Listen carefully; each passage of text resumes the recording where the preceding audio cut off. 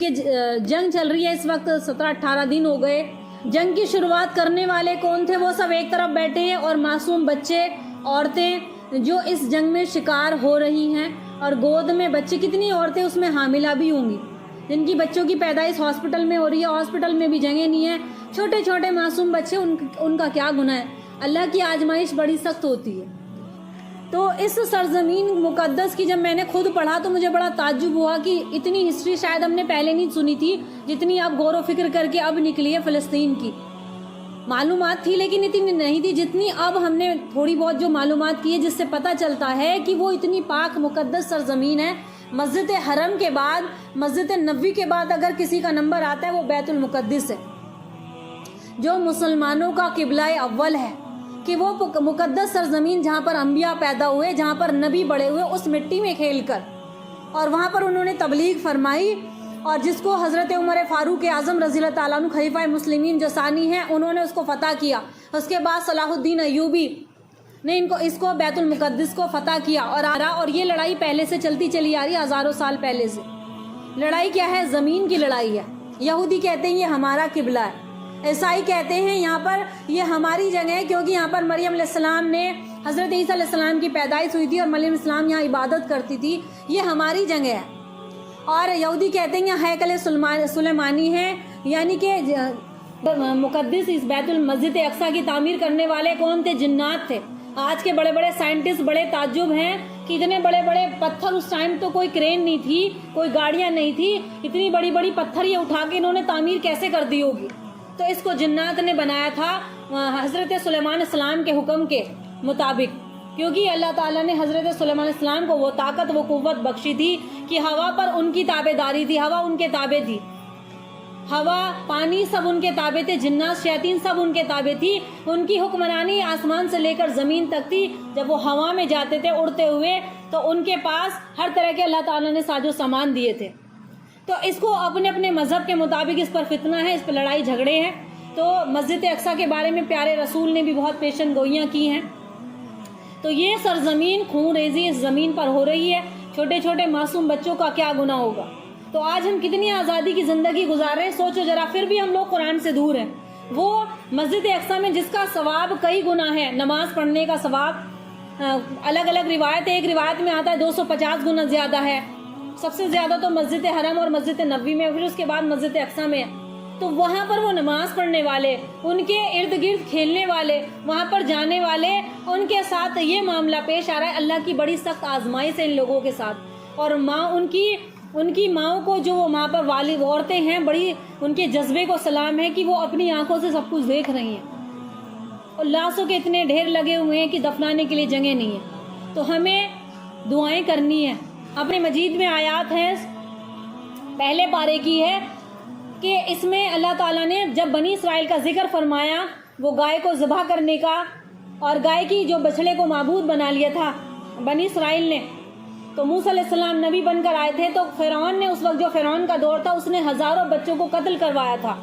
ہزاروں مولود بچوں کو جو ابھی ابھی پیدا ہوئے تھے، جن کا کوئی گناہ نہیں تھا. کسی کاہن نے بتا دیا تھا فرعون کو کہ جو بچہ یہاں پیدا ہوگا تو وہ تیری سلطنت کو ختم کرنے والا ہوگا. تو جب جیسے ہی کوئی لڑکا پیدا ہوتا وہاں پر، تو فرعون کے سپاہی اس کو پکڑ کر لے کر آتے. وہ بڑی سخت آزمائش تھی. ذالک بلاء عظیم، یہ بڑی سخت آزمائش تھی کہ اس آزمائش میں اللہ تعالیٰ نے، دیکھو کتنی ماؤں کے لیے آزمائش ہوگی کہ لڑکی پیدا ہو تو چھوڑ دیا، لڑکا پیدا ہو تو ہزاروں بچے اس سال قتل ہوئے تھے جب موسیٰ علیہ السلام کی پیدائش کا دور تھا. اور اس کے بعد وہیں فرعون کے دربار میں موسیٰ علیہ السلام نے بڑے ہوئے، جوان ہوئے، اس کا لباس پہنا، شاہی کھانا کھایا، شاہی انداز میں پلے بڑھے، اور سارے زمانے کے بچوں کو قتل کرتا رہا کہ یہ موسیٰ ہے، یہ موسیٰ ہے، یہ موسیٰ، یہ قتل کرے گا، یہ قتل کرے گا مجھے. لیکن کچھ پتہ نہ چل پایا. عقل جب پتھر پڑ جاتے ہیں نا تو اسے کوئی صحیح راستہ دکھائی نہیں دیتا، اور اللہ سے مقابلہ کرتے ہیں لوگ، باغی بنتے ہیں. اللہ اور اس کے دین والوں سے، انبیاؤں سے مقابلہ کیا لوگوں نے، تو کیا ملا؟ کچھ نہیں ملا ان لوگوں کو. تا قیامت تک ان کے لیے لعنت فرماتا ہے زمانہ، کہ ان پر لعنت ہے. تو کہنے کا مقصد یہ ہے کہ اللہ تعالیٰ، اللہ اور اس کے رسول کی فرما برداری کرو، اللہ ہمیں کامیابی دے گا. دین پر چلنے پر اللہ نے ہمیں کامیابی دی ہے، اور پہلے انبیاؤں کا بھی یہی راستہ ہے، جو دین پر چلے جو دین آگے لے کر چلے اللہ نے ان کو کامیابی دی. اس کے بعد کا زمانہ یہاں تک کہ تا قیامت تک وہی لوگ آگے فتح حاصل کریں گے جو اللہ اور اس کے رسول کی فرمانبرداری اس کے دین پر مر مٹنے والے ہوں گے. تو فلسطین کیا ہے؟ یہ فلسطین وہ سرزمین مقدس بابرکت سرزمین ہے جو انبیاء جہاں پر پیدا ہوئے، انبیاء مبعوث ہوئے، جہاں پر اللہ تعالیٰ نے ان پر وحی اتاری، جہاں انبیاء اکرام علیہ السلام نے علم توحید کو بلند فرمایا، دین اسلام کی طرف اپنی اپنی قوموں کو دعوت دیتے رہے. چنانچہ ابراہیم علیہ السلام نے عراق چھوڑ کر اپنی اسی سرزمین کی طرف ہجرت فرمائی. ابراہیم علیہ السلام کا ذکر آتا ہے، پہلے ابراہیم علیہ السلام نے عراق چھوڑ کر اسی سرزمین پر ہجرت کی. ان کی اولادوں میں حضرت اسحاق علیہ السلام اور ان کے بیٹے حضرت یعقوب علیہ السلام بھی اسی مقدس سرزمین پر فریضہ دعوت تبلیغ کا انجام دیتے رہے، تبلیغ کرتے رہے. پھر انہی کی اولادوں میں سے یوسف علیہ السلام آئے، انہی کو مصر کا وزیر خزانہ بنا دیا. حضرت یعقوب علیہ السلام کا پورا گھرانہ بنی اسرائیل کے مصر میں منتقل ہو گیا. بنی اسرائیل کے مصر میں پورا گھرانہ حضرت یعقوب علیہ السلام کا یہاں پر منتقل ہو گئے، یہاں پر چلے گئے. جہاں حضرت موسیٰ علیہ السلام مبعوث ہوئے، پھر وہ بھی بنی اسرائیل کے لے کر اعظم فلسطین ہوئے. یہ وہ سرزمین کا تذکرہ ہے جہاں پر کتنے انبیاء پیدا ہوئے اور کتنے انبیاءوں نے تبلیغ فرمائی. اس کے بعد موسیٰ علیہ السلام اپنی قوم کو لے کر فلسطین کی طرف چلے گئے. آپ نے بیت مقدس سرزمین کو، اور جس پر وہ اس ایک وقت جہاں پر ان کا قبضہ ہو گیا، جہاں کے ذریعے سے ان کو فتح کرنے کا حکم دیا، لیکن قوم نے، موسیٰ علیہ السلام نے قوم سے کہا کہ اس کو فتح کرنا ہے، لیکن قوم نے انکار کر دیا. قوم نے قوم سے کہا کہ ہمیں اس کو فتح کرنا ہے، قوم نہیں مانی، منع کر دیا کہ آپ جاؤ، آپ جانے، آپ کا اللہ جانے، ہم نہیں چلیں گے آپ کے ساتھ، انکار کر دیا. اس کے بعد اللہ نے سزا ان کو کیا دی کہ 40 سال تک بنی اسرائیل اسی میں سرگردہ پھرتے رہے، وہ بیت المقدس تک پہنچ ہی نہیں پائے. لیکن قوم نے انکار کر دیا، جس پر انہیں 40 سال تک میدان طے میں سرگردہ رہنے کی سزا ملی. اسی دوران حضرت موسیٰ علیہ السلام وفات پا گئے. اب اس کے بعد موسیٰ علیہ السلام وفات پا جاتے ہیں. اس کے بعد حضرت یوشع بن نون علیہ السلام نے ان کی قیادت کی. بنی اسرائیل نے بیت المقدس کو فتح کیا. اس سے معلوم ہوتا ہے کہ بیت المقدس کو دشمن اسلام کے ظالمانہ قبضے سے آزاد کرانے کی خاطر جانوں کو ذلت خواری کا سامنا کرنا پڑتا رہا، جیسا کہ موسیٰ علیہ السلام کی مسلمان قوم کے ساتھ ہوا. اور اگر بیت المقدس کی آزادی کے لیے مسلمان متحد ہو کر دشمن اسلام کے خلاف، اللہ تعالیٰ ان کی نصرت فرمائے گا، جیسا کہ اللہ تعالیٰ نے یوشع بن نون کو مسلمانوں کی فوج کی سے مدد فرمائی. اب موسیٰ علیہ السلام کی وفات پا گئے. اس کے بعد اب یوشع بن نون آئے، جنہوں نے سب سے پہلے بیت المقدس کو فتح کیا. یہ انبیاؤں میں سے گزرے ہیں. بیت المقدس یہ انبیاء کرام کا قبلہ اول رہا ہے. یہاں پر دعوت کی توحید کا نور پھیلتا رہا. بنی اسرائیل جب تک انبیاء کرام کی پیروی کرتے رہے تو اللہ تعالیٰ کی انعامات کی بارش ان پر ہوتی رہی. جب تک وہ اللہ اور اس کے رسول کے حکموں پر چلتے رہے تو اللہ نے ان پر بہت انعامات نازل فرمائے. لیکن جب وہ انبیاء کرام کی نافرمانی پر اترنے لگے، سن لو کان کھول کر، بہت توجہ دینے والی بات ہے، اور اس میں صاف بتایا جا رہا ہے کہ جب تک وہ اللہ اور اس کے رسول کی انبیاؤں کے کہنے پر چلتے رہے، اللہ نے ان کو فراوانی دی، ان کو فتح نصیب فرمائی. لیکن جب وہ اس سے ہٹنے لگے، کون؟ ایمان والے ہی، مسلمان. لیکن جب وہ اس سے ہٹنے لگے، لیکن جب انبیاء اکرام کی نافرمانی کرتے رہے اور اللہ اور ان پر اللہ نے دشمنوں کو مسلط کر دیا، اور تاکہ وہ عبرت حاصل کریں اور حق کی طرف لوٹ کر آ جائیں، دشمن ان پر غالب آ گئے. یہی وہ مبارک سرزمین تھی جہاں حضرت داؤد علیہ السلام کو بادشاہت ملی. میں نے ابھی انبیاؤں کا ذکر کیا، حضرت ابراہیم علیہ السلام، حضرت یعقوب علیہ السلام، حضرت یوسف علیہ السلام، اور آگے انبیاؤں کا ذکر آتا ہے حضرت داؤد علیہ السلام. یہ وہی سرزمین ہے داؤد علیہ السلام کو جہاں بادشاہت ملی اور نبوت کا تاج پہنایا گیا، اور پہاڑ اور پرندے ان کے تابع کر دیے گئے. داؤد علیہ السلام جب زبور پڑھتے تھے، داؤد علیہ السلام پر اللہ تعالیٰ نے زبور نازل فرمائی. جب وہ زبور پڑھا کرتے تھے، جیسے ہم قرآن کی تلاوت کرتے ہیں، اور جب کسی اچھی قاری کی تلاوت سنتے ہیں تو ہمارا دل خوش ہوتا ہے، سر جھومنے لگتا ہے، کتنی اچھی قرآن کی قرأت ہے. جب زبور پڑھتے تھے داؤد علیہ السلام تو پہاڑ ایسے ایسے ہلنے لگتے تھے، پرندے آپ کے ارد گرد آپ کو گھیر لیتے تھے، سارے جانور آپ کی آواز سنتے تھے آ کر. تو یہ اللہ تعالیٰ نے ان کی یہ خاصیت رکھی تھی کہ جب وہ پڑھتے تھے تو چاروں طرف سے پہاڑ بہلنے لگتے تھے، پہاڑ اور پرندے ان کے تابع کر دیے گئے۔ ان کے بیٹے حضرت سلیمان علیہ السلام کو بھی اسی سرزمین پر بادشاہت ملی۔ کون سی سرزمین؟ یہی فلسطین کی سرزمین ہے۔ حضرت سلیمان علیہ السلام کو یہی بادشاہت ملی، اور یہ حضرت سلیمان علیہ السلام تھے جنہوں نے ہائیکل یعنی کہ مسجد اقصی کی تعمیر کرائی۔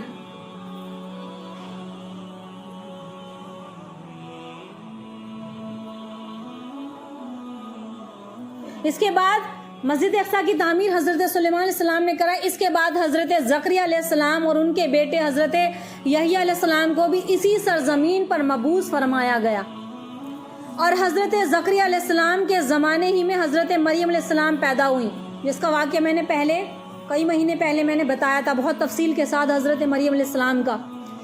یہی وہ سرزمین تھی، یہی وہ مسجد تھی بیت المقدس، جہاں پر حضرت مریم علیہ السلام عبادت کیا کرتی تھی۔ سارے انبیاؤں کا ایک ایک کر کے ذکر آ رہا ہے۔ تو اس کے بعد مریم علیہ السلام یہاں پر پیدا ہوئی، اور جن کے بطن سے اللہ تعالیٰ نے بغیر باپ کے حضرت عیسیٰ علیہ السلام پیدا فرمائے، جو بنی اسرائیل کو اسلام کی دعوت دیا کرتے تھے۔ لیکن جب یہودیوں نے انہیں قتل کرنے کی سازش کی، یہودیوں نے، آج بھی یہودی دشمن ہے، آج بھی یہی لڑائی آج بھی یہودیوں کی چل رہی ہے جو اس زمانے میں چلتی چلی آ رہی ہے۔ یہودیوں نے جب ان کو قتل کرنے کی سازش کی، کس کو؟ حضرت عیسیٰ علیہ السلام کو، تو اس کے بعد اللہ تعالیٰ نے انہیں اوپر زمین پر ایسے ہی زندہ اٹھا لیا تھا، اور جب قرب قیامت سے پہلے عیسیٰ علیہ السلام زمین پر اتریں گے اور دجال کو قتل کریں گے۔ یہ سب کچھ ہوگا ابھی، اور یہ قرب قیامت کے دور چل رہا ہے، سب کچھ ہونے والا ہے۔ اور اب زکریا علیہ السلام کی یہ سرزمین رہی ہے، حضرت یحییٰ علیہ السلام ان کے بیٹے، یہی ان کی سرزمین رہی ہے۔ پھر مریم علیہ السلام کا ذکر آیا، انہی کی اسی وقت میں حضرت ماں مریم علیہ السلام پیدا ہوئی تھی، جن کی کفالت حضرت زکریا علیہ السلام نے کی تھی۔ تو عبادت کہاں کرتی تھی؟ یہ مسجد جو اقصی ہے، جس پر آج جھگڑا چل رہا ہے، یہیں پر بیٹھ کر ماں مریم علیہ السلام عبادت کیا کرتی تھی، اور باہر سے تالا حضرت زکریا علیہ السلام ان کی نگہبانی کرتے تھے، تالا لگا دیا کرتے تھے، اور ماں مریم علیہ السلام کے سامنے اللہ تعالیٰ بے موسم پھل دیتا تھا۔ یہ وہی سرزمین مقدس ارضہ مقدسہ ہے جہاں پر آج خون ریزی ہو رہی ہے۔ اسی لیے عیسائی کہتے ہیں یہ ہمارا قبلہ ہے، اسی وجہ سے کہتے ہیں کہ وہ ہمارا قبلہ ہے۔ یہاں پر عبادت کیا کرتی تھی، اور اللہ تعالیٰ نے ان کے ذریعے سے عیسیٰ علیہ السلام پیدا فرمائے۔ یہ پورا الگ واقعہ ہے، سورہ مریم کے اندر ساری تفصیل ہے اس کے اندر۔ ہم یہ ہیں عیسیٰ علیہ السلام کے بعد کوئی ایسے نبی نہیں ہے، صرف آپ صلی اللہ علیہ وسلم کی پیدائش ہوئی، اس کے بعد نبیوں کا سلسلہ بند ہو گیا۔ پھر آپ صلی اللہ علیہ وسلم مکہ مکرمہ میں آپ کی مبعوث ہوئے، آپ کی پیدائش ہوئی، آپ پیدا ہوئے، آپ صلی اللہ علیہ وسلم کو نبوت ملی، لیکن اللہ تعالیٰ نے انہیں بھی بیت المقدس کی سیر کرائی کہ وہ بھی آخری نبی ہیں۔ پھر ان کو بھی اللہ تعالیٰ نے بیت المقدس کی سیر کرائی۔